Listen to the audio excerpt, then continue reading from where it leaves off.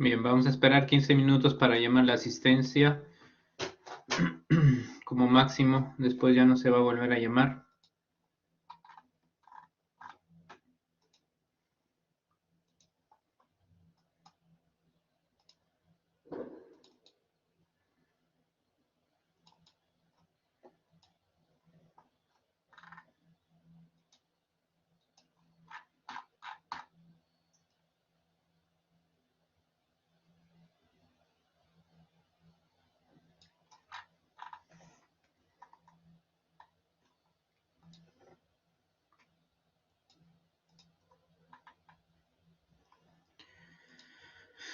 Muy bien, entonces, muy buenas noches, muchachos. Vamos a dar inicio a esta segunda parte de la sesión de la semana número 1.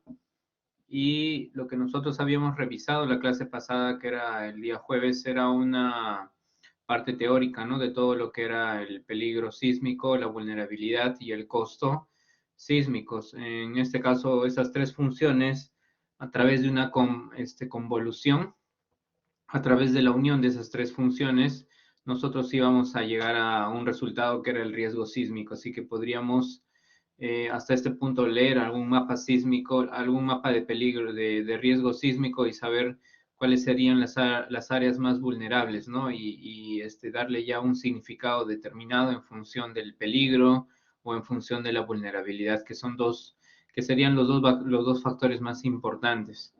Sabíamos que el peligro de por sí ya dependía de las características externas que estaban ajenas y que generaban una onda sísmica, en este caso sobre la parte natural, la interacción entre placas que pueda generar algún tipo de amplificación por un efecto de un movimiento, puede producir pues ondas que van a viajar hasta donde se encuentra nuestra edificación.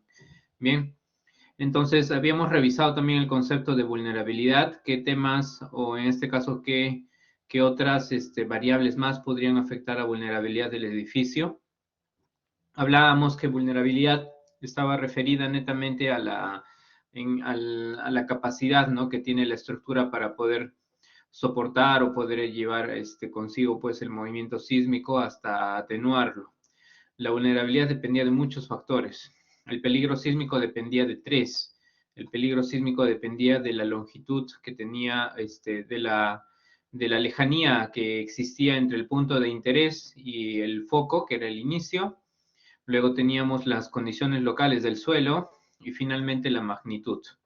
Una de ellas era negativa, la que era la longitud con respecto al punto de inicio, que era el foco, la cual entonces esta distancia que podía ser llamada hipocentral me permitía ir atenuando la onda sísmica, ¿no? Conforme íbamos a estar más y más lejos. Lógicamente, pues, a mayor lejanía la onda empieza a tener menos fuerza y empieza a tener menos influencia. Habíamos visto también en la clase pasada todo el desarrollo hasta el capítulo, pero primeramente iniciamos con el capítulo 2 y terminamos con el capítulo 2, ¿no? Entonces, en este capítulo 2, que fue una lectura resumida, ¿no?, de puntos importantes, como en este caso hace referencia a la tipología de suelos, nosotros hemos podido clasificarlos en hasta 5 tipos, pero de los cuales vamos a usar los 3 centrales, porque el que se encuentra acá arriba, el S0, era un suelo adicional que la norma creó para poder compatibilizarla quizás con la norma extranjera estadounidense. Y el último suelo, que era una condición especial, nos obligaba a nosotros a estudiar el estudio, revisar a mayor detalle el estudio de mecánica de suelos y en conjunto con el ingeniero geotecnista tendría que elegirse la solución más adecuada. Posiblemente podría ser un cambio del tipo de suelo, un mejoramiento del suelo, o podría ser quizás un tipo de cimentación distinto que podría ser basado en cimentaciones profundas, como por ejemplo los pilotajes.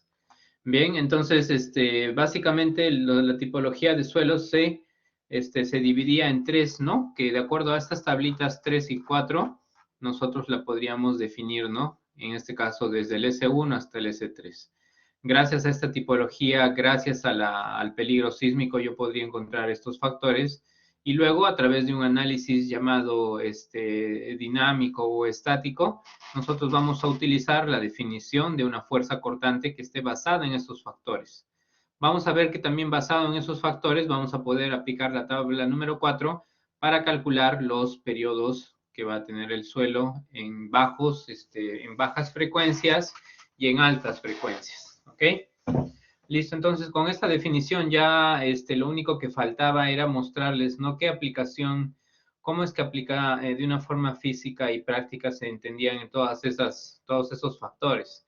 Entonces, primero entenderemos, pues, qué significaría, ¿no? El valor de Z. El valor de Z que ustedes tienen acá como un factor que depende de la aceleración, es decir, acá ustedes tienen que acompañarle al 45 un valor de G que viene a ser dado en aceleración, y esta aceleración varía, ¿no? Dependiendo de la zona en la cual me encuentre. Las zonas que entonces estaban más cercanas al mar, las zonas costeras y que están pegadas más hacia el oeste, hacia la unión entre la placa de Nazca y la placa continental, tenían pues más aceleración porque presentaban fallas tectónicas dentro de esa unión que generaban sismos de mayores magnitudes, porque se encontraban posiblemente una zona más superficial, más elevada hacia el nivel sobre, en este caso, al nivel 00, ¿no? Sobre el nivel del mar. Entonces, presentábamos sismos que podrían tener mayores magnitudes, ¿no? A menores profundidades.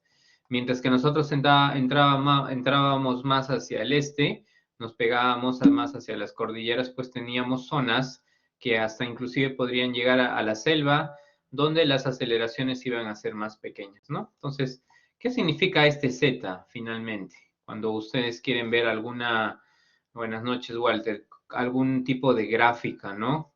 Ustedes van a ver que acá, miren, en esta gráfica que es interesante, van a observar que el sismo se da en una cierta zonificación específica, ¿no? Por ejemplo, acá, digamos que esta sea la zona donde se está produciendo, pero no necesariamente es el lecho marino, ¿no? Puede ser que sea más profundo. Estamos hablando de una zona que simplemente produce, es un origen, y es una zona que es orogénica para que pueda producir, pues, sismos, ¿no? Entonces, o una zona, sismogénica, ¿no?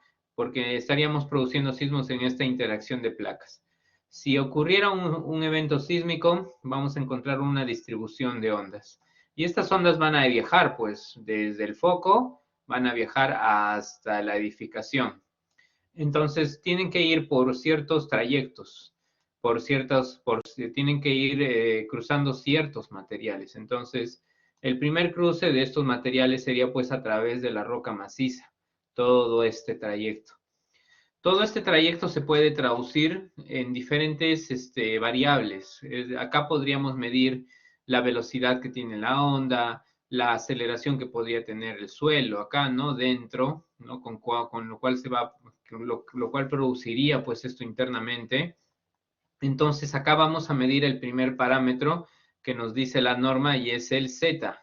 Bien, el Z entonces sale de un estudio de macrosignificación sísmica. Entonces, toda esa flechita de color rojo tendría que ser tendría que ser el resultado producto, pues, de un estudio de macrosonificación sísmica.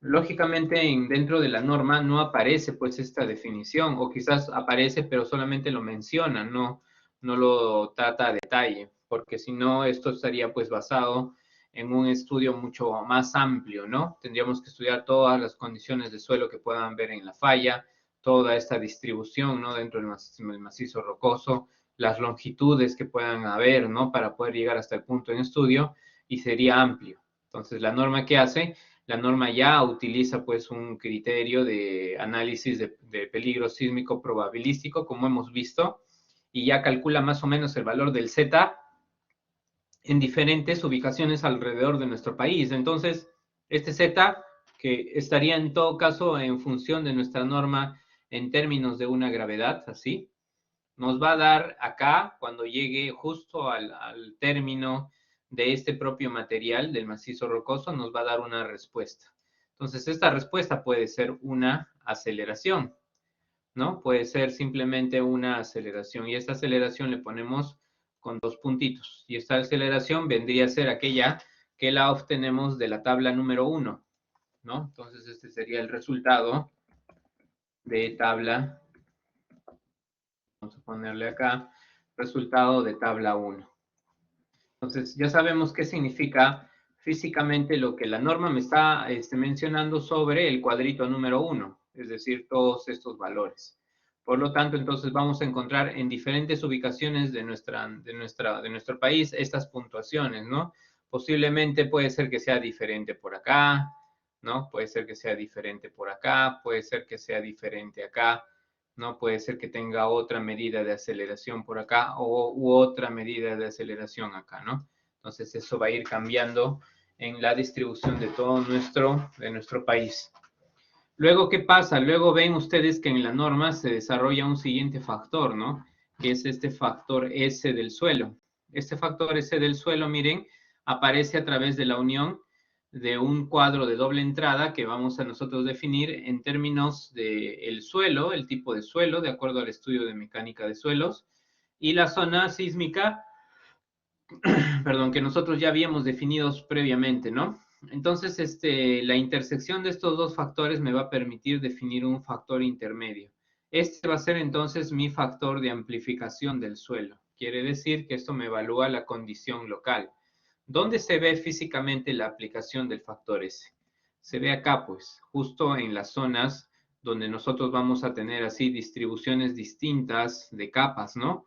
Capas que han sido el resultado, que han sido elaboradas o han sido depositadas por la acción de la geodinámica externa, es decir, acá producto del aire, ¿no? Producto del agua, producto del hombre y producto de otros agentes externos se han producido y se han depositado todos estos lechos. Bien, entonces aquí va a existir un procedimiento, una actividad de geodinámica externa. Entonces, esa geodinámica externa puede estar dada por el aire, el agua, ¿no? Los animales, posiblemente también el hombre, pero el hombre pues de una manera física y artificial, ¿no? Simplemente puede depredar, puede generar nuevas construcciones, puede generar la traslación de los materiales. Entonces, ¿qué es lo que está sucediendo acá? Está sucediendo que se depositan capas que son menos rígidas que este macizo rocoso. Recordar entonces que este sería vuestra roca madre. Bien, si esto entonces se termina por deteriorar, va a generar que aquí se produzcan algunas capas que van a ser más blandas que la que se encuentra acá, pues, ¿no? En este punto, por debajo. Más blandas, ¿no? Que el propio macizo rocoso. Entonces vamos acá a tener estratos de suelo, ¿no? Vamos a ponerlo de esta manera. Estratos de suelo más blandos que la propia roca madre. Roca madre. Entonces, ¿qué va a pasar? ¿Quién me va a representar todo ese cambio que posiblemente me pueda generar estos estratos más flexibles? Será pues mi factor Z. Entonces, todo esto lo representará, perdón, mi factor S. Factor S del suelo. Entonces, ¿de dónde sale pues ese factor S del suelo? Resultado de la tabla número 3. Bien, entonces ahí está parte de la norma. Muy bien, pero este resultado, ¿a dónde está apuntando? ¿Hacia dónde nosotros vamos a encontrar esa operación, esta multiplicación por este factor? Lo vamos a encontrar hacia la superficie, es decir, el resultado que encontremos de quién. Este X2 que va a ser una nueva aceleración, ojo, miren, este X2 que va a ser la aceleración X1, es decir, la aceleración que nosotros habíamos calculado antes en el macizo rocoso, lo vamos a amplificar, ¿no? Con nuestro factor de amplificación S. Y a esto nosotros le colocaremos pues la respuesta número 2, ¿no? Que podría ser una aceleración también. Lo dejamos ahí.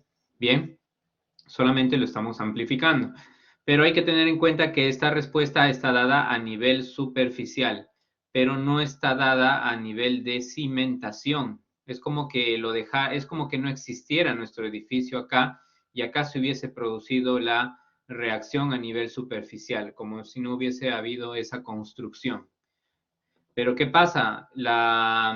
la señal o la vibración o la onda sísmica viaja pues acá, ¿no?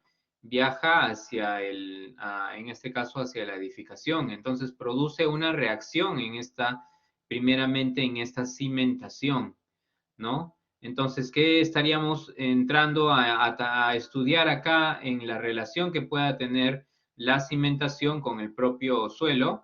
Nosotros estaríamos entrando a tallar el tema de interacción suelo-estructura, que muchas veces no se toma, que generalmente no se toma en cuenta, pues. ¿Qué evalúa la interacción suelo-estructura? Simplemente considera que el suelo tiene una flexibilidad y la flexibilidad hace que el suelo se mueva, pues producto también del suelo, del sismo.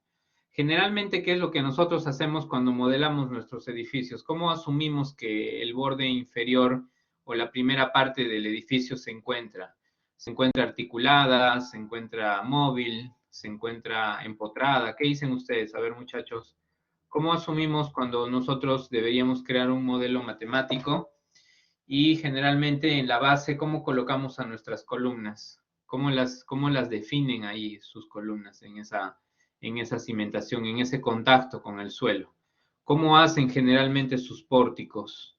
¿No? Digamos que su pórtico es así, de 3 columnas y de 2 pisos. ¿Qué hipótesis toman en cuenta cuando nosotros llevamos esto a la cimentación, ¿no? O simplemente analizamos qué pasa en la cimentación. ¿Cómo se llama esta condición? ¿O qué tipo de apoyo es ese? Muy bien, Sergio, así es. Esta es una condición empotrada. Entonces, ¿qué quiere decir? Que nosotros no analizamos, ¿no? En casos prácticos, no analizamos prácticos, no analizamos interacción suelo-estructura. Interacción suelo-estructura. La interacción suelo-estructura también se le llama el ISE, ¿no? Entonces, eso sería el ISE, ¿no? Entonces, ¿qué pasa? Es que lo malo es que esta interacción suelo-estructura, si bien es cierto, existe ya, y lo que hace es analizar la flexibilidad del suelo para observar que el suelo no es así fijo, el suelo no se encuentra totalmente empotrado, ¿no? O esta condición es totalmente empotrada, sino que este suelo se desplaza con el movimiento del sismo hacia la derecha, hacia la izquierda, e inclusive en el plano perpendicular y hasta puede rotar. El suelo es flexible en este caso, la condición real sería esta y nosotros pues en teoría deberíamos analizar esto en nuestras edificaciones actuales, pero ¿cuál es el problema de la interacción suelo-estructura? Tiene muchas variables, pues tiene la variable de la tipología del suelo, ¿no? Que es la principal. La tipología del suelo varía pues de un punto a otro con mucha demasía, ¿no? Es la principal variable que puede generar mucha distorsión en los resultados y por lo tanto no me permite crear un concepto práctico como lo hacen las normas. Y eso podría generar mucha incertidumbre pues en la respuesta. Entonces, y hacerlo esto práctico pues es algo imposible porque no solamente depende del tipo de suelo, sino que también depende de la tipología de la cimentación. Entonces, si ustedes están viendo que existen tantas cimentaciones desde superficiales hasta profundas, desde zapatas aisladas, zapatas combinadas, ¿no? Vigas de cimentación, losas de cimentación, entonces su accionar, su forma de trabajo es compleja. Y encima todavía encuentro muchas tipologías de suelo que tienen muchas formas y muchas conformaciones internas de su propio material, ¿no? Entonces se hace complicadísimo. Posiblemente esto me sirva para qué? Me podría servir para investigación, ¿no? Me podría servir para investigación, eso sí, para hacer una tesis de pregrado y plantear no sé, puede ser algún tema en el que quiero analizar la interacción suelo-estructura que aparece, posiblemente algunos países ya lo hayan implementado, pero a manera de poder controlar sus edificaciones existentes, pero no las nuevas. Entonces pueden plantear una guía, ¿no? Comparativa entre diferentes normas, utilizando la interacción suelo-estructura para un modelo típico y verifican, pues, ¿no? Si hay una similitud, si hay una variación, cuáles serían los factores. Pero en el caso práctico, para cuando nosotros hacemos diseños reales, no se utiliza pues la interacción suelo-estructura, es complejísima, porque aparte de las tipologías también yo tengo que, se podría decir, yo tendría que surtirme de todos los aparatos necesarios para hacer ensayos de laboratorio, ¿no? Me saldría más caro todavía y eso le tendría que explicar al cliente, ¿no? Que tiene que gastar en esto si su proyecto quiere salir más real y eso va a ser un poco complicado porque el cliente te va a decir, no, pero hay otro ingeniero que simplemente me hace un diseño simple y no necesita de toda esta cosa, ¿no? Entonces ya por ahí a uno a veces lo limitan, ¿no? Cuando quiere hacer mejor las cosas. Pero básicamente en los diseños reales pues nos basamos en casos de empotrado simple. Entonces quiere decir, miren, que la señal X3 que está acá, que ustedes están observando acá como señal X3, debería ser igual a qué? Debería ser igual, como si acá se observa, debería ser igual a la señal X2 que se ha obtenido de la parte superficial, ¿no? Que en este caso podría ser la aceleración 3, ¿no? Debería ser igual a ¿quién? Debería ser igual a la aceleración 2 que se ha obtenido de la parte superficial acá arriba y debería ir acompañado de un factor que se le llama el de la interacción suelo-estructura. Acá está la I. Pero como nosotros asumimos que esta interacción no existe porque nosotros generamos casos prácticos en su mayoría en donde esta no aparece, simplemente esta I se va a hacer igual a 1, ¿no? Es como que nosotros no metiéramos influencia ahí de factores del suelo. Muy bien, pero ahorita se encuentra a nivel de cimentación. ¿Qué pasa? La aceleración que pueda haber 3 acá no puede quedarse a nivel de cimentación. Ustedes saben que esto no es, si es medido a nivel de cimentación, no me interesa mucho, ¿no? Simplemente entonces tendría que medirlo ¿dónde? Tendría que medirlo a nivel del edificio. Entonces ahí recién van a entrar a tallar las fuerzas internas. Si yo ya tengo aceleración, tengo masa del edificio, la masa simplemente por la aceleración es igual a la segunda ley de Newton. Sería fuerza. Entonces, podría calcular la fuerza interna de cada elemento. Entonces, ¿cómo voy a calcular esa fuerza entonces interna con una nueva aceleración? Esta nueva aceleración que va a aparecer acá dentro, ¿no? Que va a ser propia de la estructura, nosotros la vamos a llamar como la respuesta número 4. Entonces, esta respuesta número 4 la podríamos también definir así, ¿no? Aceleración número 4. Esta aceleración número 4 será la aceleración número 3 por un nuevo factor que es el D. Y este D de acá se le llama el factor de amplificación sísmica, ¿ok? Entonces este D de acá se le llama el factor de amplificación sísmica, es decir, amplificación del suelo, ¿a dónde? Hacia el edificio, es decir, la aceleración se incrementa. Factor de amplificación sísmica, nada más. Sísmico, ¿no? Sísmico. ¿Dónde está este factor de amplificación sísmico en nuestra norma? Está en el artículo número 14.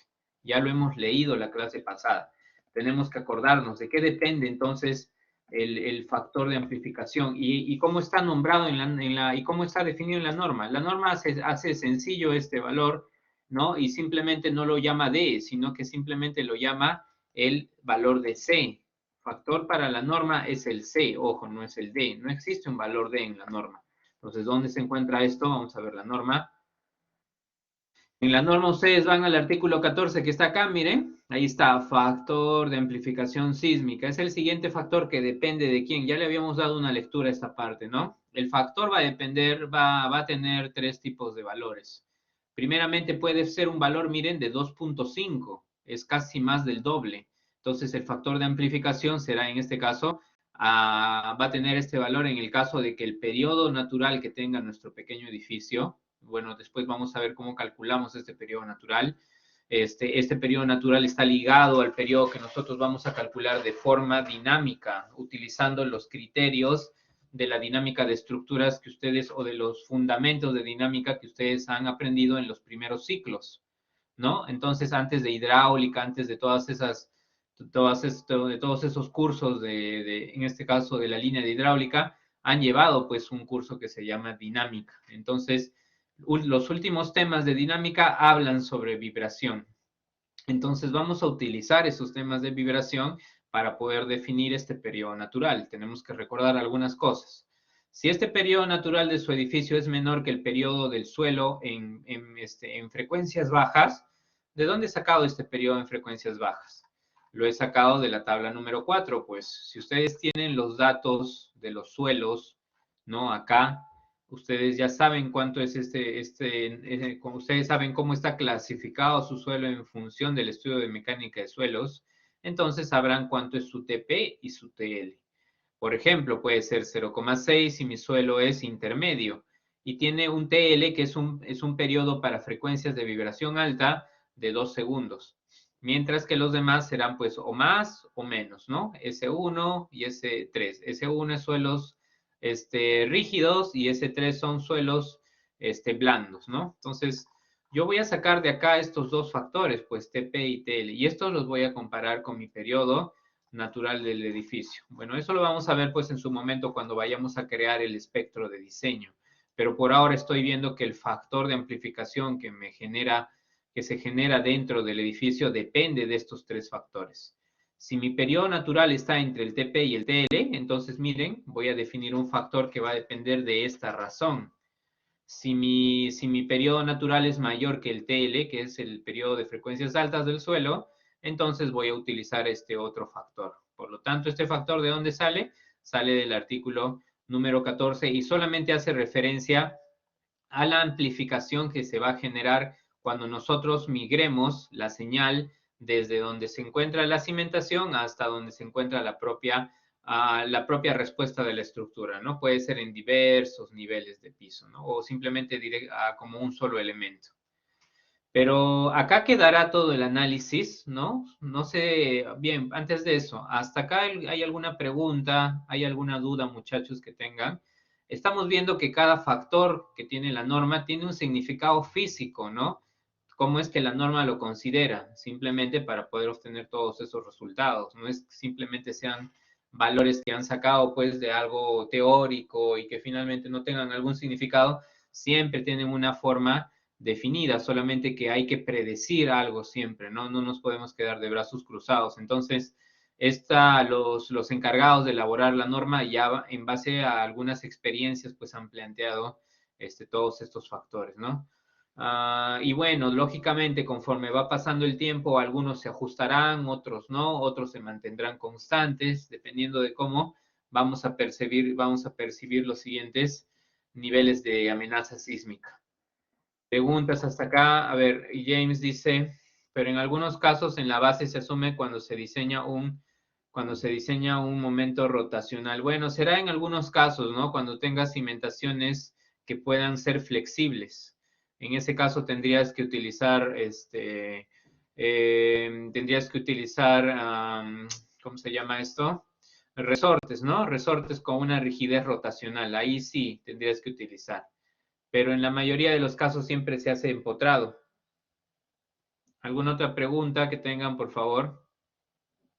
Es muy poco el trabajo que se hace con resorte rotacional, salvo que tengas bastante bien definidas las propiedades del suelo, ¿no? Con sus rigideces rotacionales. Y eso es un poco complicado, ¿no? Porque todo eso depende del módulo de Winkler, depende de la capacidad portante del suelo, y de algunas cosas más, ¿no? Que nosotros tenemos que supuestamente calcular por fórmula, pero a veces eso también está un poco alejado de la realidad en cómo el suelo se comporta, ¿no? Muy bien, entonces en las placas metálicas que podrían tener, ahí sí se podría considerar, ok, muy bien.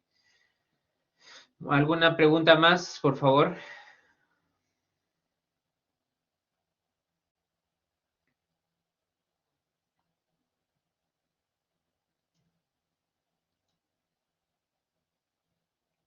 Muy bien, entonces vamos a seguir. Significaría que hasta acá vendría ya el análisis de todo mi modelo.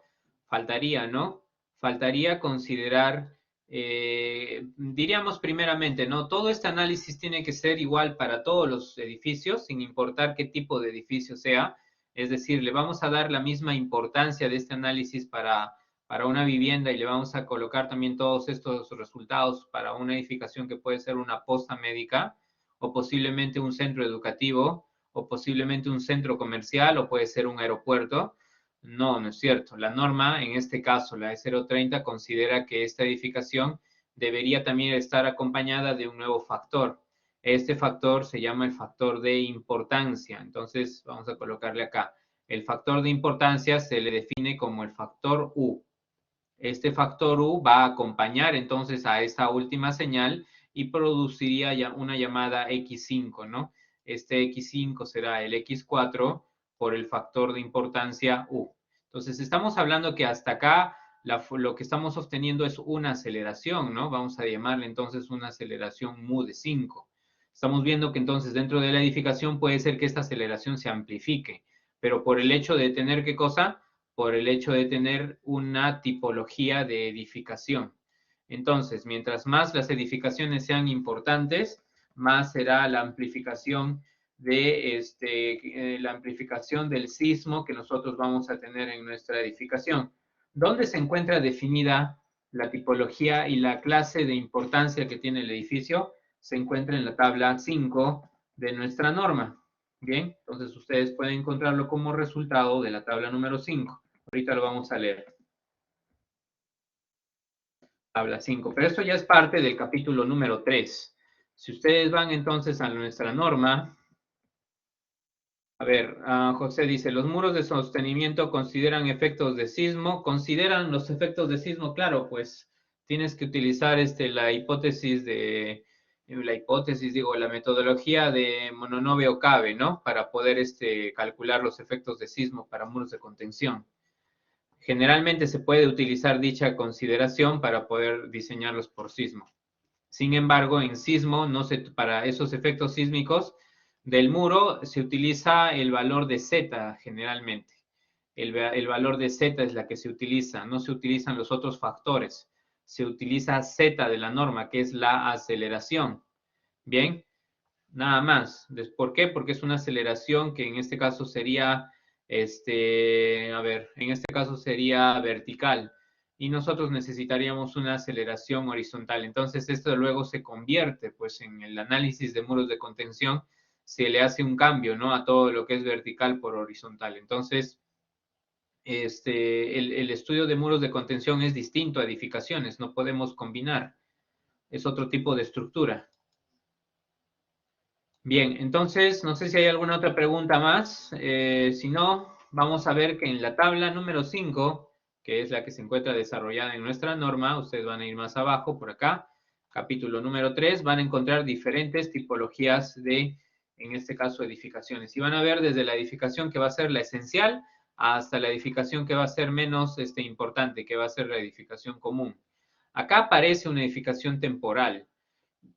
Y son aquellas que van a estar por un momento, pues, en la construcción, como por ejemplo depósitos, casetas de guardianía, casetas de el staff, por ejemplo, de ingeniería, casetas de los obreros, comedores, baños, ¿no?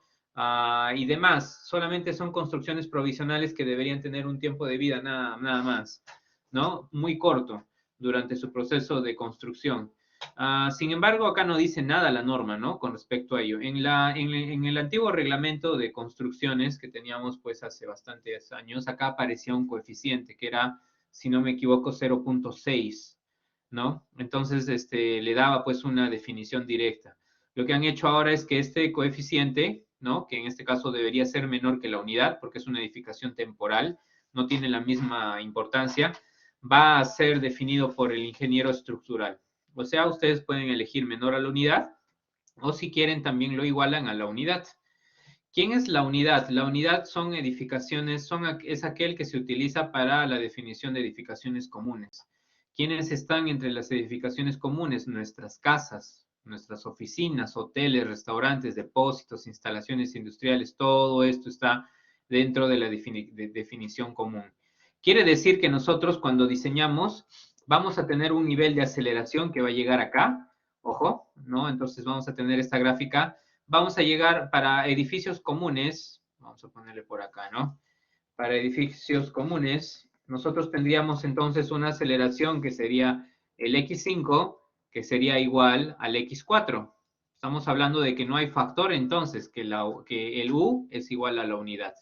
Entonces estaríamos confiando en la misma aceleración que hemos obtenido de todo el proceso de amplificación.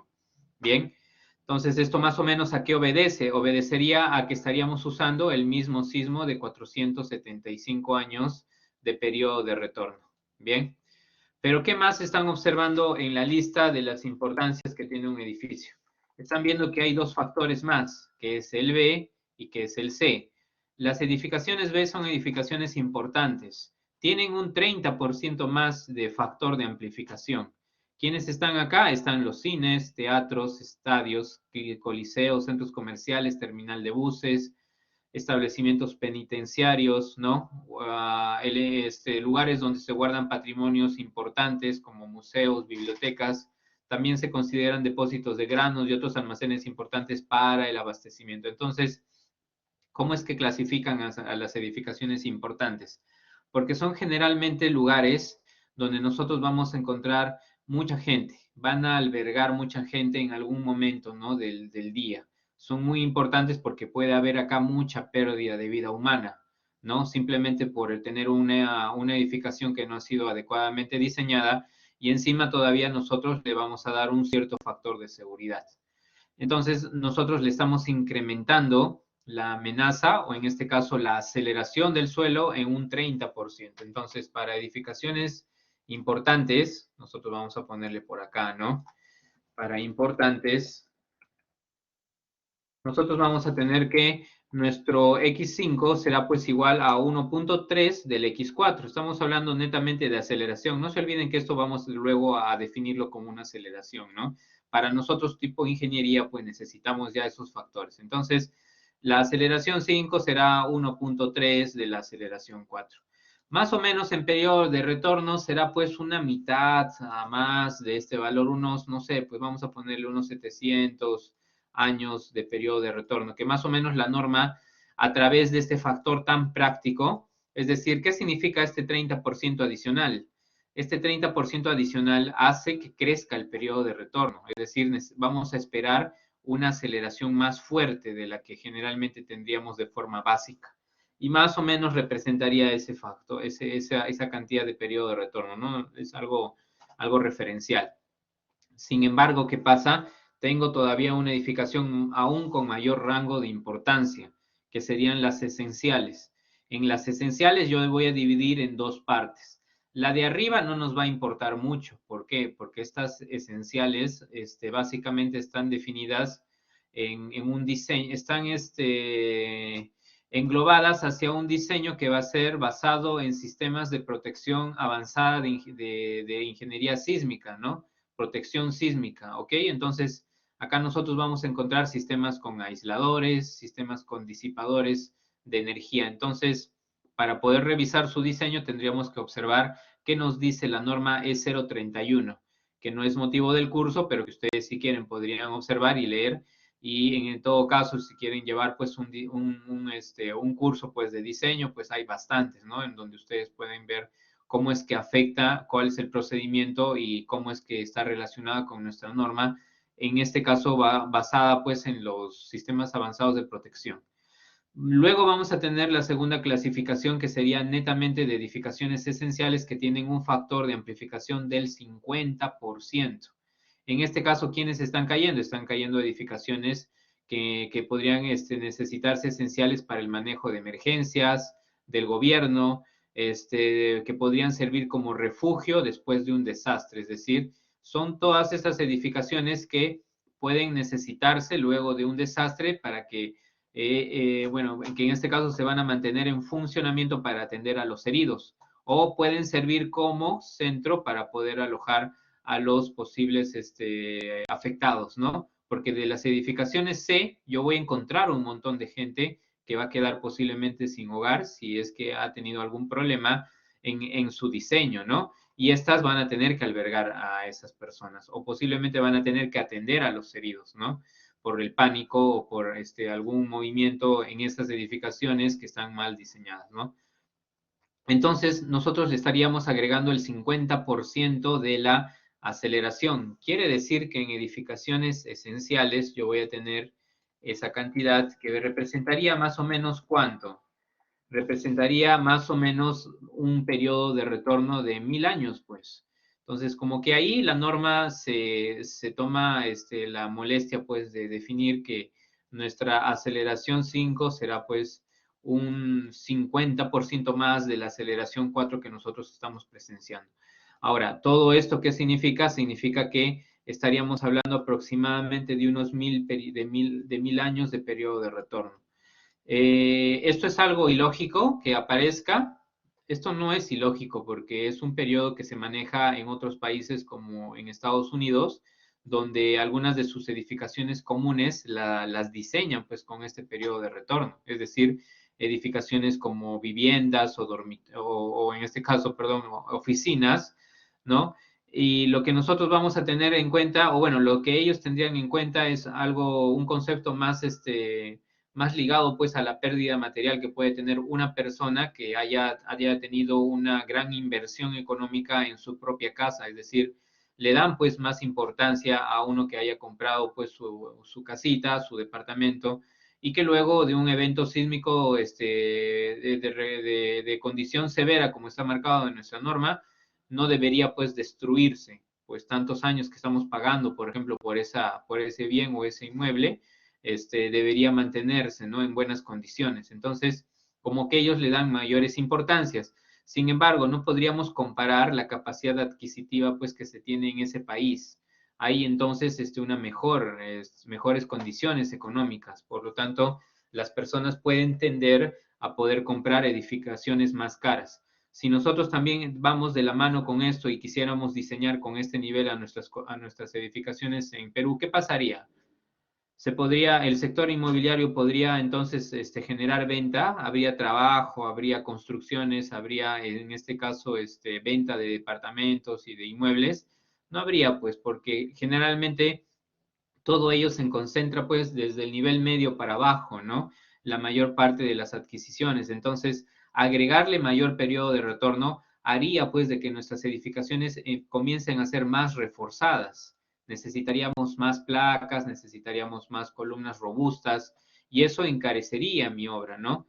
Y a su vez también eso encarecería el producto que estaría ofreciendo el sector inmobiliario en ventas. Entonces, la gente no tendría pues para poder pagar estas casas, ¿no?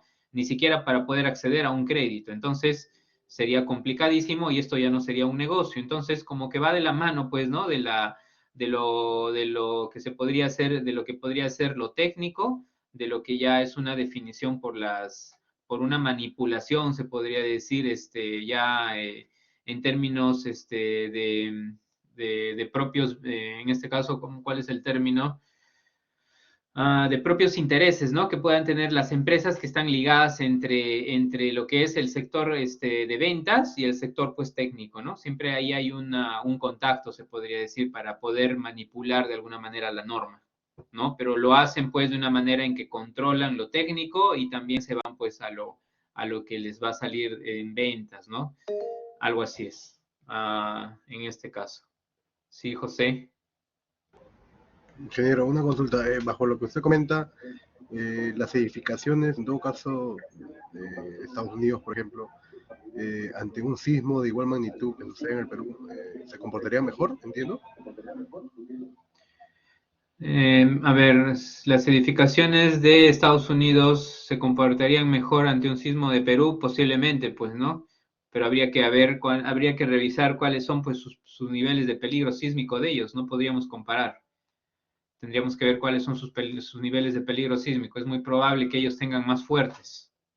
Entonces, de hecho, de que si en este caso vamos a comparar con el mismo nivel de peligro sísmico, ellos estarían, pues, con una mejor no que se comporten mal, ¿no? Se supone que nuestras edificaciones con este nivel deberían comportarse bien, que vendrían a ser basadas en el nivel de peligro de severo, ¿no? Estamos hablando de un sismo que considera la norma como severo. Bien, es decir, no es que nuestros edificios no van a comportarse bien, en este caso las oficinas o las viviendas, pero es muy probable que tengan daños, ¿no? Ustedes van a ver que como parte de nuestra filosofía, dentro de nuestra norma, la norma permite que las edificaciones tengan daños luego de un sismo severo. Y esos daños puede ser que inclusive puedan provocar que la edificación sea inútil, no que colapse, pero, pero que en este caso sea inútil, no va a poder ser otra vez habitable. Entonces eso puede ocurrir en la condición de edificación común.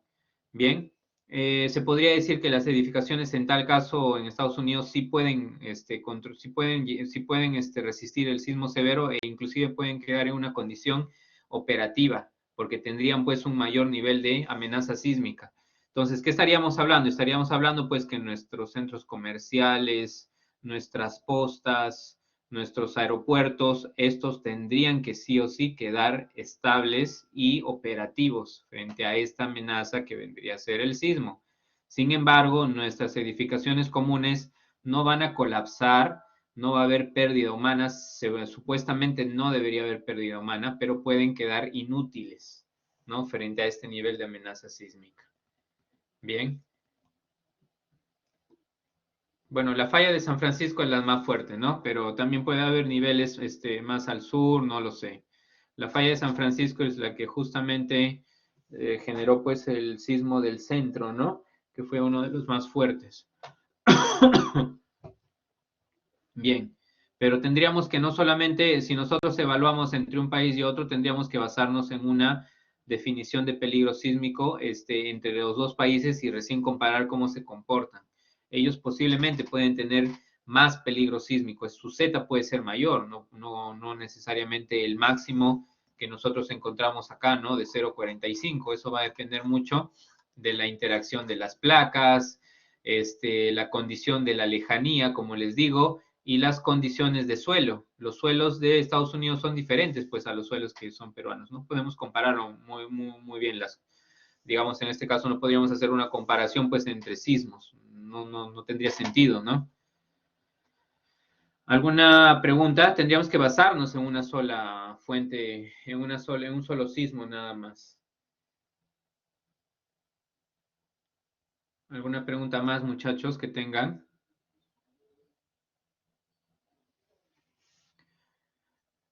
Bueno, entonces recalcando, ¿no?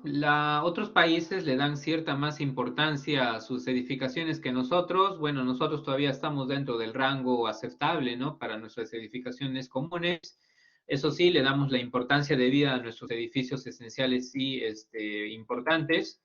Y bueno, esa es pues parte de la filosofía que sigue la norma, ¿no? Como les digo, hay entre un criterio técnico y un criterio como que va ligado a propios intereses, ¿no? Que tiene el sector inmobiliario o por ahí, ¿no? Entonces, sería de esa forma.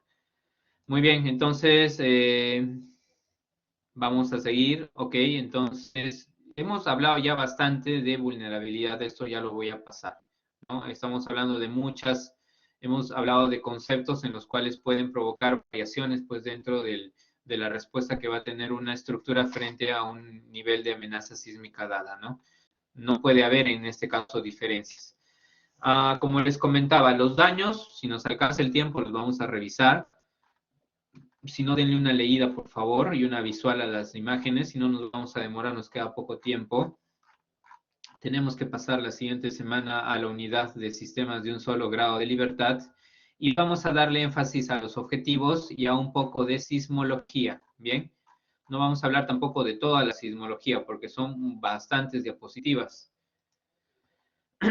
Objetivos de la ingeniería sismoresistente. Entonces, miren, de acuerdo a la teoría, bueno, en este caso a la bibliografía general que se tiene ya de hace bastante tiempo, existen algunos objetivos que se plantean a nivel mundial.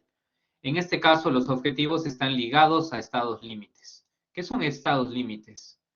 Los estados límites son situaciones en las cuales vamos a percibir el tipo de daño que va a existir en la estructura, es decir, condición final, ¿no? Condición final del sistema estructural y no estructural. Entonces, cuando ya estoy metiendo el término no estructural, estoy hablando también de lo que va a ser la albañilería, el equipo mecánico, en este caso todo lo que es perteneciente a los ocupantes, ¿no? Entonces, no es nada de la parte estructural, pero aún así se evalúan los dos. Entonces, vamos a tener tres tipos de estados. El estado límite de servicio, ¿qué nos dice? Dice que no se deben exceder las deformaciones que ocasionen pánico a los ocupantes. los cuales van a producir alguna interferencia con el funcionamiento de equipos o instalaciones, ni tampoco deben existir daños en elementos no estructurales. Antes de eso, vamos a aprovechar para la lista, antes que me olvide, porque si no la lista se puede desactivar. Bien, un ratito, por favor.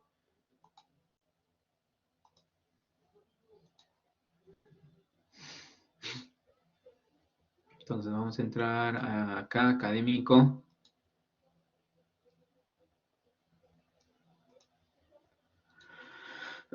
Bien, voy a llamar lista, por favor. Esa va a ser la única vez. No voy a llamar de nuevo. Bien, Martín Altuna. Presente, profesor. Listo, gracias. Juan Álvarez.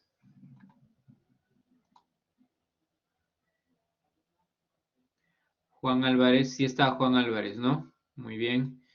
Alberto Amaro. No está.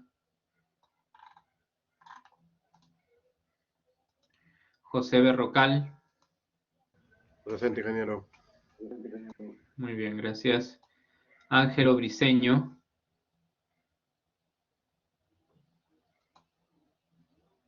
No está. Juan Bugarín. Presente, ingeniero. Muy bien, gracias. Wilder Carrillo. Presente, ingeniero. Royber Callao, gracias. Royber Callao. No está. José Chumacero. Tampoco. A ver, José Chumacero. No está. Juan Collazos. Ok, gracias. Alessandro Duplex.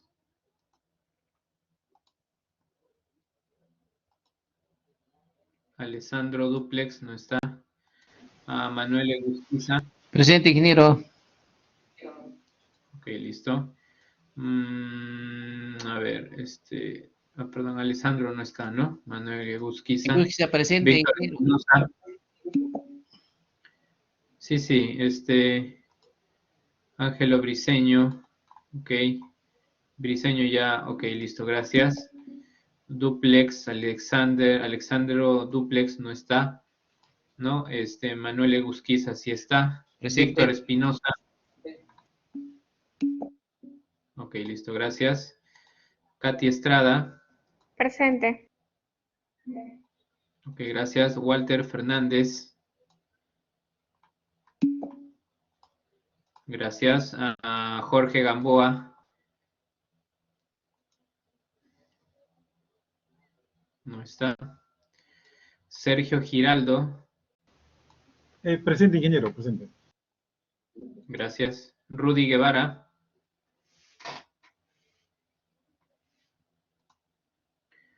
Rudy Guevara sí está, ¿no? Pero no contesta. Johan Hernández. Presente, ingeniero, Rudy Guevara. Presente, ingeniero Hernández. Ok, listo, gracias. Mari Carmen Ingeniero, Guamantoma. presente, Rudy Guevara. Sí, ok, gracias.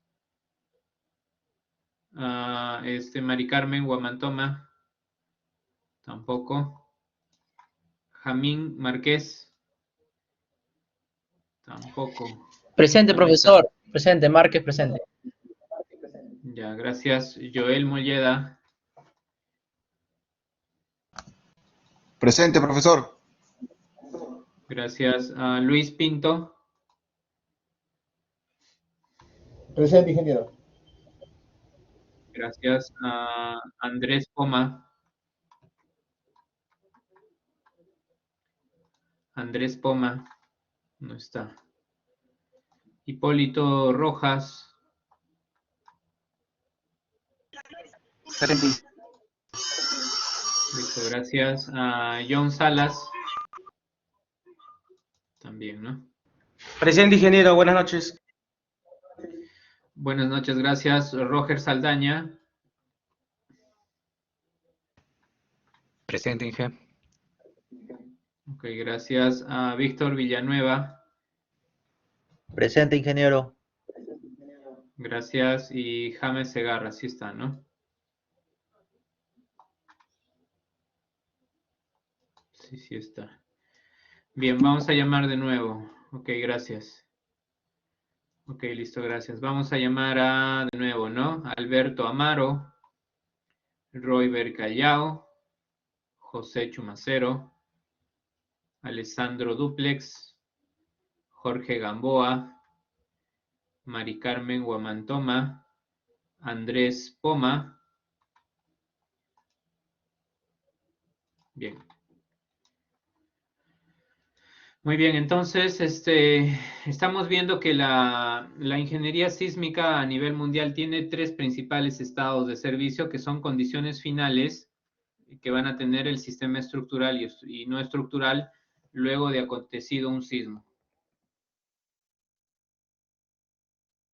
El sismo puede ser de una cierta magnitud, ¿no? Pero simplemente ahorita vamos a describir qué tipos de tres estados hay, que serían los básicos, porque cuando se empezó a desarrollar esta parte, que vendría a ser ya una ingeniería basada en desempeño, ¿no? Ya se empiezan a desarrollar normas y algunos capítulos y algunas publicaciones, ¿no? Como la CAOC, por ejemplo, del Comité de Visión 2000, que es parte de la Asociación de Ingenieros Norteamericana, o puede ser a través del comité del ATC 40, que es otra agrupación de ingenieros que ha propuesto una presentación, una norma, se podría decir, un manual que es pues de Europa. Entonces, cada uno de ellos ya amplió cada uno de estos estados de servicio, pues de acuerdo a sus definiciones. Entonces, si uno quiere estudiar ello, tendría que basarse en dichas consideraciones. Nuestro país a nivel, podría decir, sudamericano, pues no hay pues este tipo de estudios todavía, ¿no? Generalmente la mayoría de estudios se basa pues en ese tipo de consideraciones, ¿no? Luis Chumacero, bien, ok. ¿No? Ok, se va a considerar la lista por hoy nada más, por favor, pero tienen que estar atentos. Chumacero, ya está. A ver, sí, ya listo. Ok. Listo, entonces, de acuerdo. Vamos a tomar en cuenta que existen tres estados básicos. No lo vamos a hacer definidos pues a tal norma, ni a tal texto, ni a tal presentación, ¿no? Porque hay mucha variabilidad entre uno y otro. Básicamente deberían haber tres estados límites. El estado límite de servicio, el estado límite de integridad estructural, que bueno, acá debería de ir con un color medio naranjita, porque miren, estoy yendo desde un estado verde, naranja y luego se vuelve rojo. Y el estado límite de supervivencia. ¿Qué me dice el estado límite de servicio? Dice que no deberían deformarse de forma excesiva, ¿no? En este caso, todo lo que está definido por la parte estructural y no estructural, y estas no deberían ocasionar pánico en los ocupantes, ni tampoco debería ocasionar interferencia en el funcionamiento de los equipos interiores, y tampoco debería ocasionar daño no estructural. Entonces, podríamos definir en una tabla, ¿no? Por ejemplo, así, podríamos definir en una tabla qué tanto puede ser el daño estructural y no estructural. Entonces, podríamos colocarle acá daño estructural. Bueno, en este caso voy a borrarlo. Está mal esto. Voy a colocarle entonces en esta pequeña tabla, acá a la derecha, acá a la izquierda, daño estructural. Y aquí le vamos a poner daño no estructural.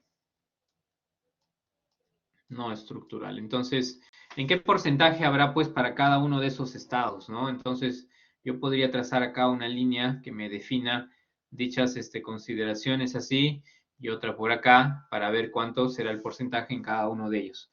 En el estado límite de servicio, de acuerdo a la definición global, nos dice que no debería haber deformaciones que ocasionen pánico ni tampoco alteren el funcionamiento de los equipos internos. Si no debería producir interferencia, debería mantenerse operativo. ¿Qué tiene que mantenerse operativo? La edificación. Por lo tanto, entonces no debería haber ni siquiera daño no estructural. Por lo tanto, el daño estructural también tendría que ser igualmente 0, ¿no? Lo primero que se va a dañar en una edificación conforme va incrementándose el nivel de amenaza sísmica, va a ir pues primero por lo no estructural, porque esto no está pues adecuado, no está completamente arriostrado como lo es pues el sistema estructural. No es tan resistente ni rígido como lo es el sistema estructural. Entonces, si acá este estado límite me dice que no hay ningún tipo de daño en donde, en mamparas, en muros no hay fisuras, en vuestro equipo electrónico tampoco hay, no hay problemas en ascensores, las ducterías en este caso, de eliminación de monóxido están bien, nuestras instalaciones sanitarias y contra incendio también están ok, no hay problema en las tuberías de desagüe, las instalaciones lumínicas están todas muy bien, prenden los focos y no hay ningún tipo de fisura en ningún elemento estructural o no estructural, significa pues que entonces vamos a encontrar estados, ¿no?, de daño que tengan 0%, 0% y 0%, ¿no?, de una forma específica. Listo. Luego vamos a ir a empezar a tener una mayor cantidad de daño en los elementos, por lo menos en los elementos estructurales y no estructurales. No, ya no nos interesaría mucho la parte de instalaciones mecánicas o componentes adicionales, ¿no?, de equipos, porque sería un poco complejo ya medir eso en cada diferente tipo de estructura y de edificación. Nos vamos a basar prácticamente en el análisis, pues, de posiblemente muros, elementos tabique, ¿no?, mamparas, ¿no?, que prácticamente podrían servir como divisiones, ¿no?, que podrían tener esa función. En el estado límite de integridad estructural lo que dice es que pueden presentarse daño no estructural. Entonces, este daño no estructural va a aparecer, así como va a haber un daño mínimo estructural, como agrietamiento en estructuras de concreto, pero que no se alcanza la capacidad de carga de los elementos. Entonces, posiblemente en los sistemas estructurales que vamos a tener, puede ser que exista un daño, no sé, pongámosle pues 5 al 10%, ¿no? Y en este caso, nosotros, a pesar que aparezcan daños, estos pues se entenderían que son pues las fisuras de las columnas o las vigas, pero a nivel de recubrimiento. No nos está afectando en todo caso el núcleo de concreto que tiene el sistema, porque como me dice, no se alcanza la capacidad de carga de los elementos. Entonces, posiblemente puede ser que esté trabajando en el estado elástico o en el estado un poquito plástico, ¿no?, generando fisuras. Entonces, en este sistema podrían haber, pues, en esta viga podrían haber fisuras que podrían estar ligadas solamente al recubrimiento. Y ese recubrimiento se puede reparar, ¿no? Se puede reparar y se puede extraer y se puede volver a colocar, ¿no? Pero no tendríamos que haber afectado el núcleo interno del sistema, puesto que acá ya tendríamos una rebaja de la capacidad resistente, ¿no? Puede ser compresión, corte, flexión. Entonces, no se afecta el núcleo interno en las estructuras de concreto. En las estructuras de acero, pues se supone que no deberíamos producir ningún tipo de efecto de fatiga, no debería haber deflexiones excesivas, ¿no? No se afecta el núcleo. Bien, que sería lo más importante.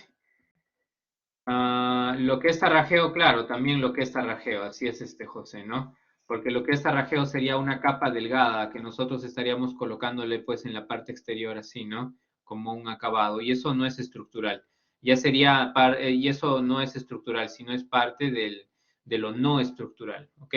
Mejor dicho, no es parte de la estructura, pero sí es parte de lo no estructural. Entonces, lo que nosotros podríamos evidenciar es que posiblemente el daño sea bastante alto, ¿no?, en el nivel no estructural. Entonces podríamos tener daño, no sé, podría ser quizás del 60 al 70% u 80%, ¿no? 60 al 70%. Puede ser que quede inclusive sin funcionamiento, ojo, puede ser que quede sin funcionamiento, lo que hace, pero no por un problema estructural, sino por un problema de fisuramiento o de daños en la parte no estructural, impidiendo a la gente que pueda habitar esas zonas.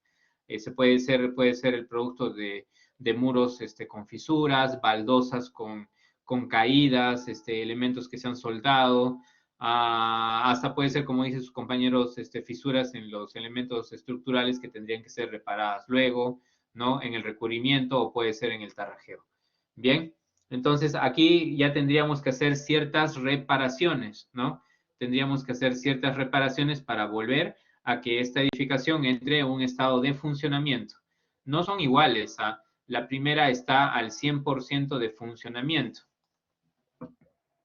La otra, pues, tendríamos que evaluar a qué nivel se encuentra. Entonces, puede ser que quede sin funcionamiento.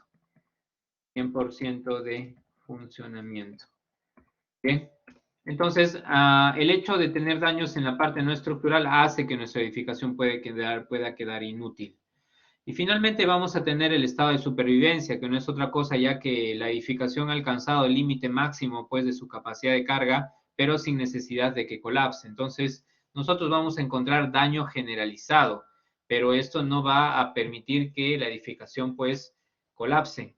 Por lo tanto, va a haber daño significativo estructural. Ojo, puede ser que también sea tan extenso que finalmente arreglar el tarrajeo, arreglar el recubrimiento no va a ser suficiente porque nuestra sección se va a ver comprometida hasta adentro. Puede ser que hasta inclusive la parte del núcleo interno que tenemos de nuestras secciones de concreto armado hayan sido comprometidas, ¿no? Entonces tendríamos por acá así fisura, e inclusive las barras estarían pandeando un poquito.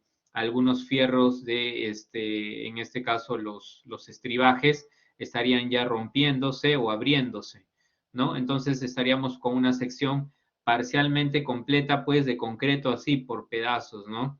Que nosotros la podríamos tener de esa forma, pero aún así sigue siendo la estructura estable.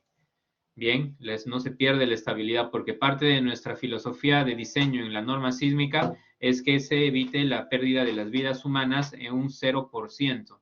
Por lo tanto, eso se tiene que mantener en pie, ¿no? Entonces, en este estado límite de supervivencia, pues, de hecho que va a haber acá 100% de daño, 100% de daño no estructural, acá no se me va a escapar nada, y el daño no, y en el daño no estructural, y en el daño estructural puede llegar del 90 hasta digamos 95%, porque si lo coloco ya pues 100%, pues terminará pues por colapsar, ¿no? 90, 95% es variable, ¿no? Porque esto va a depender mucho de qué sistema estaríamos hablando, no es un valor pues exacto.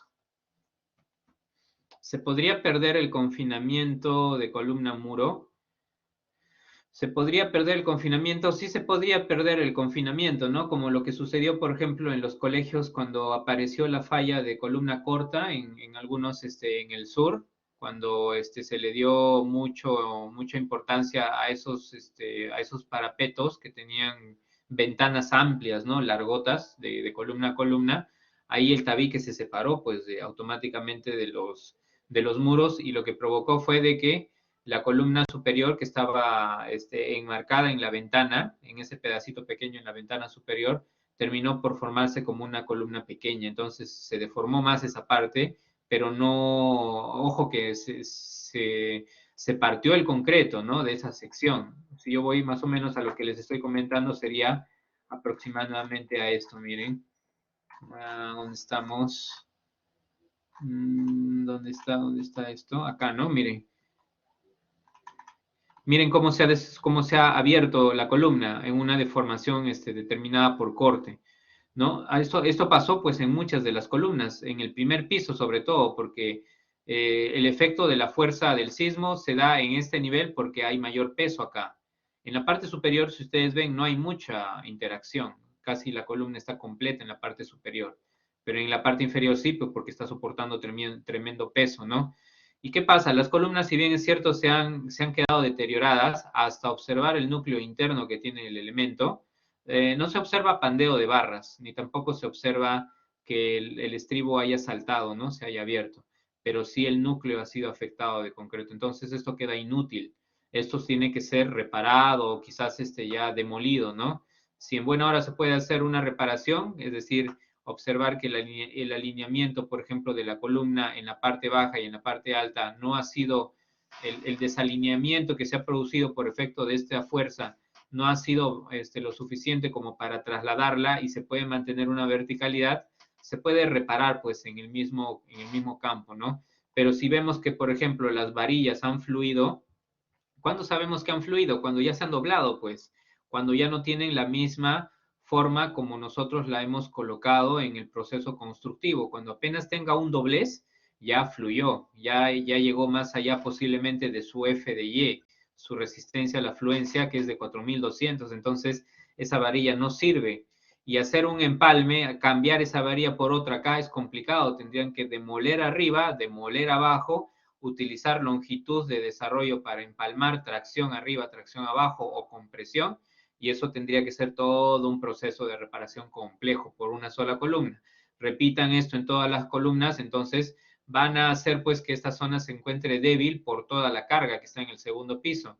¿Qué van a tener que hacer? Van a tener que anular el uso de las aulas interiores, colocar encofrados ahí que soporten el techo, mientras arreglan pues sus núcleos de concreto en las columnas. Sino, ¿quién va a transmitir pues el peso de la parte superior? Tienen que transmitirlo a través de pies derechos, metálicos, de madera, no sé, lo que ustedes quieran definir, tengan que llevarlo hasta el suelo, hasta que estas zonas sean reparadas, ¿no?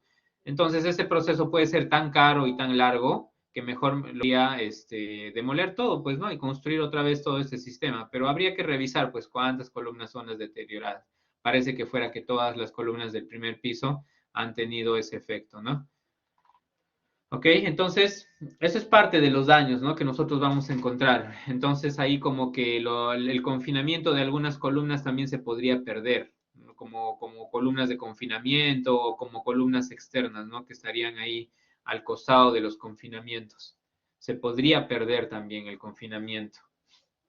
Pero el hecho de que pierdas el confinamiento no significa que el muro termine por colapsar, porque el perder el confinamiento puede ser que signifique que el muro se ha fisurado, ¿no? Como esto, por ejemplo, donde está la falla de tracción diagonal acá. En la falla de tracción diagonal, el muro se ha partido, ¿no? En una forma de X. Está generado que se pierda ya, de hecho, pues el confinamiento acá en los costados. No hay, pues, entonces, sin embargo, ¿qué ha quedado en pie? Ha quedado el confinamiento. Y esto me puede servir todavía para transmitir las cargas, ¿no? Sino como esta edificación, miren, todo el peso que se tiene en la parte superior está todavía manteniéndose estable por gravedad, porque de todas maneras acá las columnas, este pequeño muro que está acá a la izquierda, transmiten, es noble, se podría decir entre comillas, y esto estaría transmitiendo la fuerza, e inclusive acá ni siquiera debería estar transmitiendo, ¿no? Porque estamos viendo que en la esquina inferior derecha hasta el propio confinamiento ya ha sido cortado, ¿no? Entonces posiblemente el peso se está transmitiendo por esta o se está redistribuyendo hacia las otras zonas, ¿no? Esa es la ventaja de tener sistemas hiperestáticos como estos, ¿no? Pero esta es una construcción, este es un proceso constructivo no aceptable, pues. Si bien es cierto, es hiperestático, esto está mal. Inclusive acá, ¿qué tipo de ladrillo estarían utilizando para sus propios muros, ¿no? Que parecerían sean confinados. ¿Qué tipo de ladrillo es este?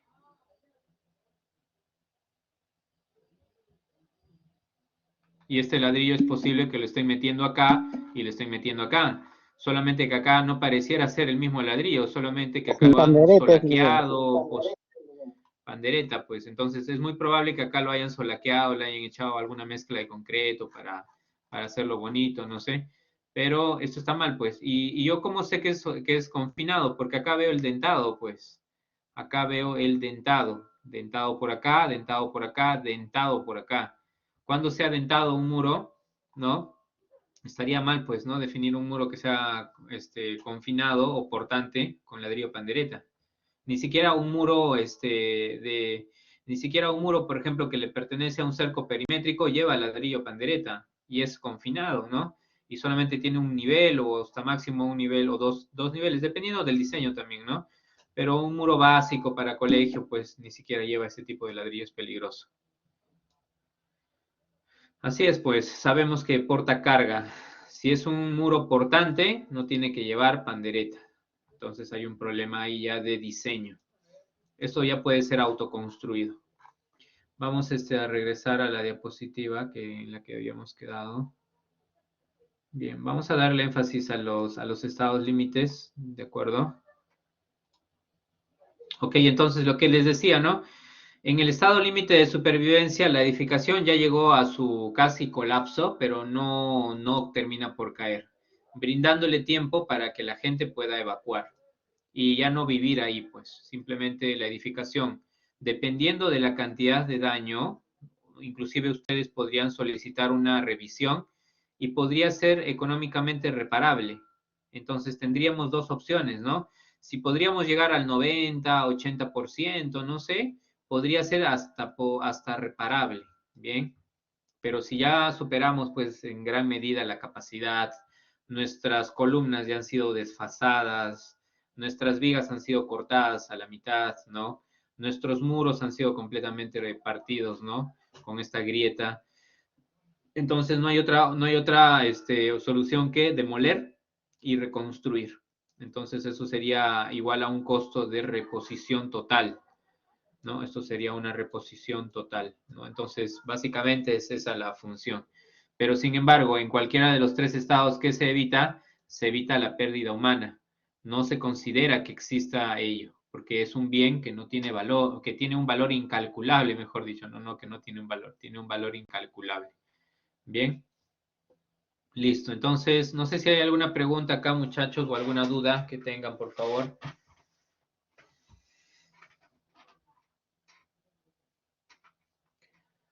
Muy bien, si no hay ninguna pregunta, vamos a ir de frente a quién.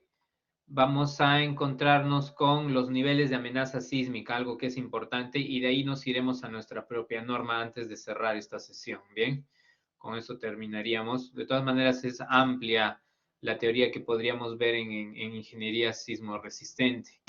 Les invito a que puedan leer las demás diapositivas, por favor. En la realidad, las edificaciones sí tienden a colapsar.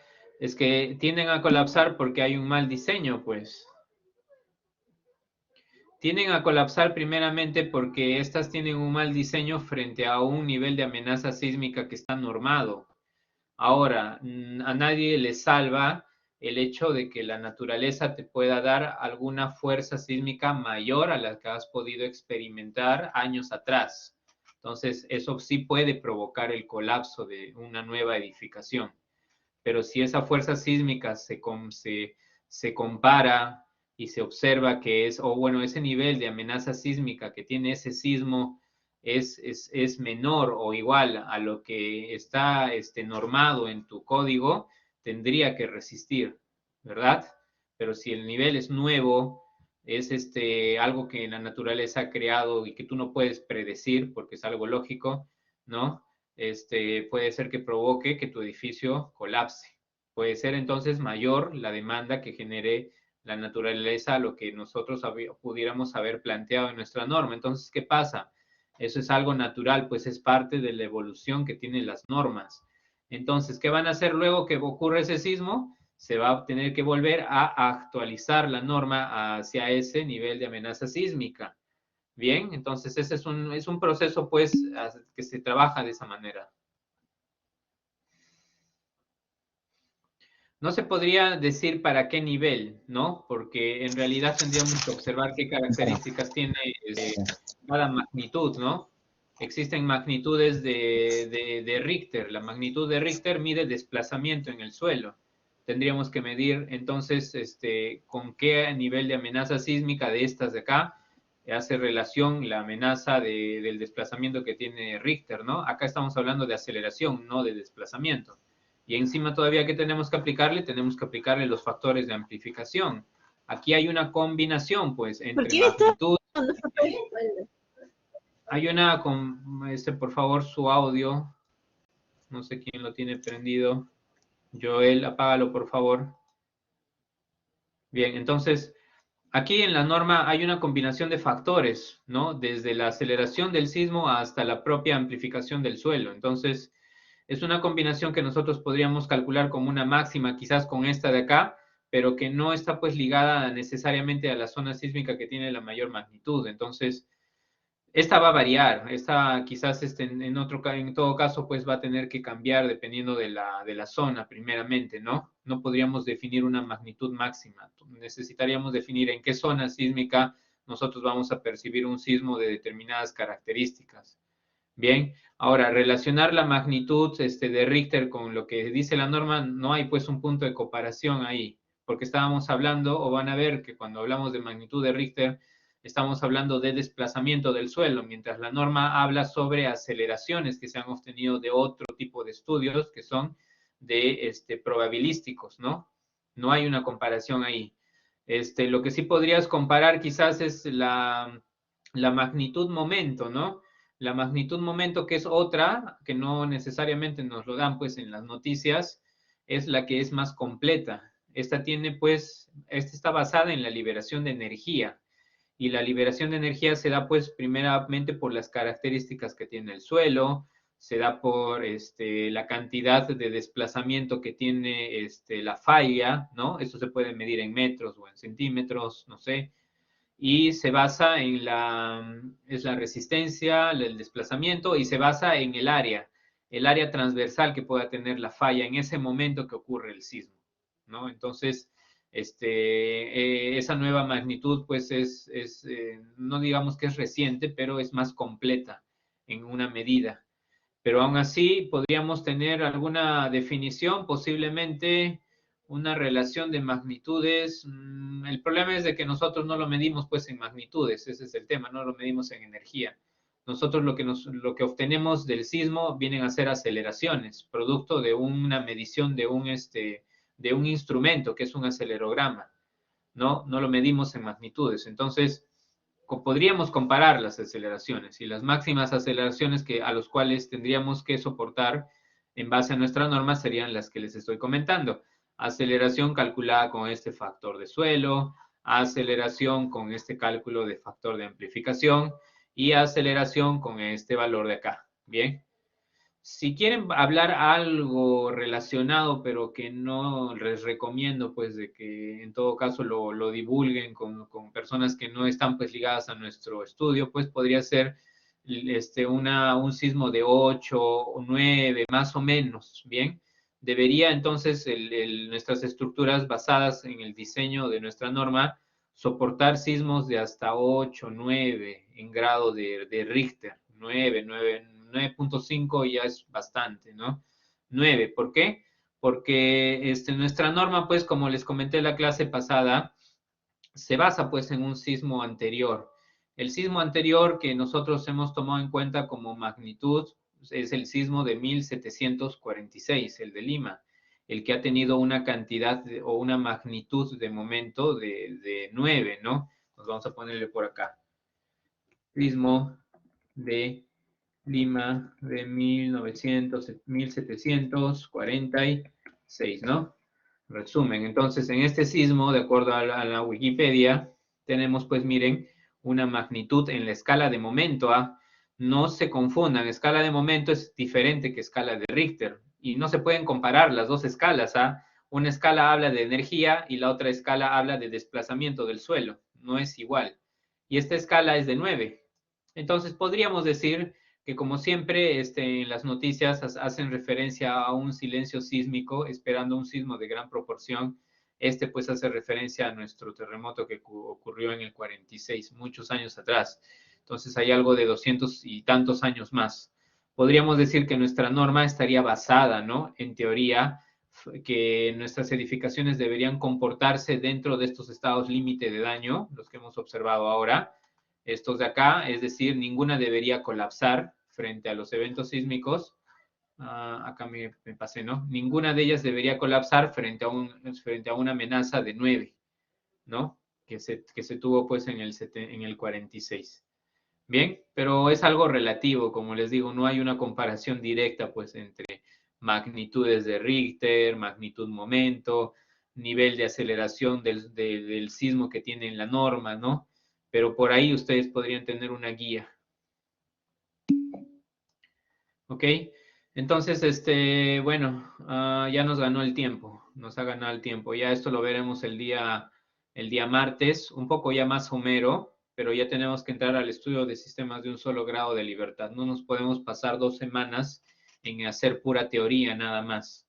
tenemos que hacer ejercicios para empezar a desarrollar su trabajo escalonado correspondiente. Bien, entonces este fin de semana tendría que estar ya revisando la distribución en este caso, de los trabajos por grupo y qué datos van a estar asignados para cada uno. ¿Sí, Katy?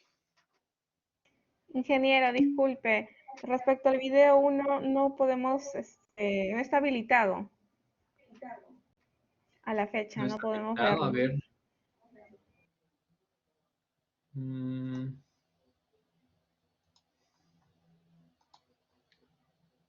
Qué raro, porque yo lo he probado la última vez y eso fue un día antes. Salvo que sea el trabajo de otro semestre, pero no creo porque yo lo actualicé. El semestre pasado, que era vacacional, tuvieron el problema, así que lo que tuve que hacer es actualizar otra vez. Y me acuerdo que sí lo hice. A ver, un ratito vamos a probar. No va a ser que les haya copiado el trabajo del semestre en este caso del vacacional.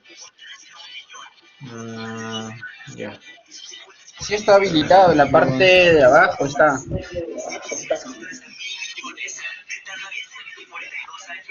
Hablan de este, ¿no?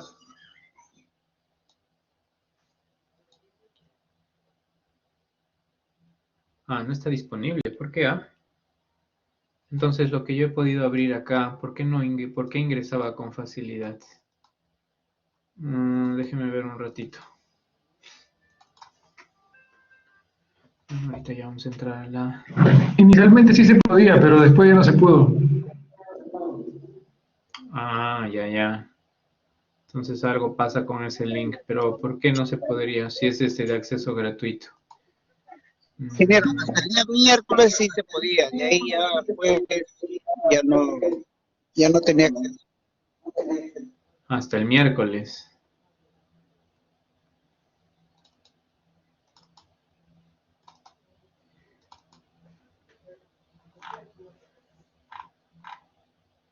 No, este de acá, ¿no? Cierto, ya no se puede, ya no. De repente lo han reportado por copia, de repente. Pero eso lo han reportado hace poco nomás, la Universidad Cineteca de la Universidad de Chile. Seguro. Ya, bueno. Bueno, entonces presenten de los 4 últimos, pues, ¿no? ¿Qué vamos a hacer? Presenten de los 4 últimos y con eso cerramos, ¿de acuerdo? Ya. Ya, muchachos, ok, entonces, no sé si hay alguna pregunta más. Has cambiado de número. Ok, ya listo. Ok, gracias, Katy. Ingeniero, Listo, disculpe, muchachos, no cambié de entonces... celular y todos mis contactos se perdieron. Pero mi número Ya, es ok, el no hay mismo. problema. Entonces, listo. Entonces voy a agregar más tarde y de ahí coordinamos, ¿bien? Pero la Ya. entrega es mañana, así No, que no se olviden. Después ya, se va a ingeniero, habilitar el gracias. siguiente trabajo de campo, pero en este caso es predimensionamiento. Así que mañana deberían tener ya el tamaño de los proyectos, ¿no? Ya empezando a predimensionar sus columnas, sus vigas, sus placas, sus losas. No vamos a tocar en el curso predimensionamiento, salvo en el ejercicio práctico de cálculo de grados de libertad. Ahí sí, un predimensionamiento veloz. Pero ustedes tienen que definir, de acuerdo a lo que han aprendido en cursos anteriores, cómo predimensionar. Muy bien, entonces, si no hay ninguna pregunta más o alguna duda, por favor, estamos cerrando esta sesión número 1 con este sábado. Nos vemos el día martes. Gracias por su participación, por su asistencia siempre, por su paciencia. Y que tengan un buen fin de semana. Nos Pero vemos una el última martes. pregunta, ¿hasta cuándo es el primer trabajo? Hasta mañana, pues. Hasta mañana 22. Todos los domingos se entregan prácticas de campo. Todos los domingos se entregan prácticas de campo, ¿sí? Hasta las Si no, nos vamos a 11:59, atrasar. ¿verdad? Hasta la medianoche, 11:59. Listo. Ya, muchachos, entonces, si no hay nada más, nos quedamos acá. Nos vemos el día martes. Que tengan muy buenas noches y un buen fin de semana. Se cuidan. Gracias, ingeniero. Hasta Listo, luego. buenas noches. Hasta luego. reflejado también la efectividad que le puso el conjunto guaraní